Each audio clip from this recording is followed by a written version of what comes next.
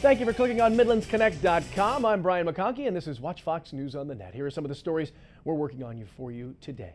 The latest in the Zinah Jennings case. That trial put on hold Friday after the Columbia woman gave birth to another child. Jennings delivering a baby girl early Friday morning at Palmetto Health Richland.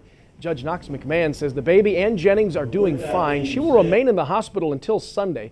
Jennings being tried on unlawful conduct toward a child charges in the disappearance of her son Amir. He has not been seen since last Thanksgiving. Zinah Jennings has been in jail since late December, her trial resuming on Tuesday morning. And still so many unanswered questions in the search for Gabbiee Swainson. But there is some new information in the case of the missing Columbia teen. Sheriff Leon Lott saying this afternoon that Gabbie's blood was found in her bedroom at her home. Now, earlier this week, Lott also said the teen's blood was found on a piece of duct tape near the home of the man deputies say is responsible in her disappearance.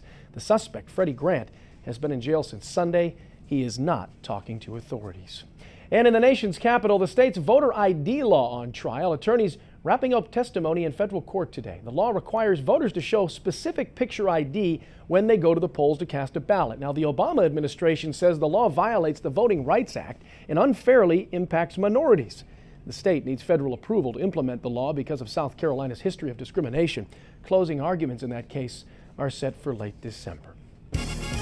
Switching gears now to the weather department. Garrett Biedenbaugh, the Skywatch Weather Center. How's Labor Day looking, my man? It is looking a little wet, Brian. Skywatch Doppler radar right now looking good. That will change throughout the next couple of days, but currently temperature-wise in the lower 90s across the Midlands, 93 in Columbia. That's also the high temperature for Columbia today out of the Metro Airport. No rainfall in the rain buckets today, but we are still ahead for the month and for the year. So we will close out the month of August looking good in the rainfall department. Now our game to watch tonight on Watch Fox 1st and 10, Richland Northeast versus Westwood. That game slated to kick off at 7:30 p.m. Temperatures around 86 degrees with mostly clear conditions. We'll have your Skywatch forecast coming up tonight on Watch Fox News at 10.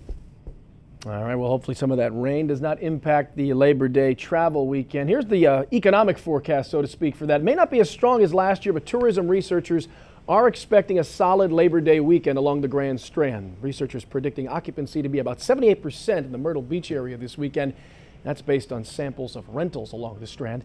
Myrtle Beach, of course, the heart of South Carolina's $15 billion a year tourism industry. Well, that is it for this edition of Watch Fox News on the Net. We'll continue to update the latest news and weather right here on MidlandsConnect.com, so don't go anywhere and be sure to join us tonight on Watch Fox News at 10.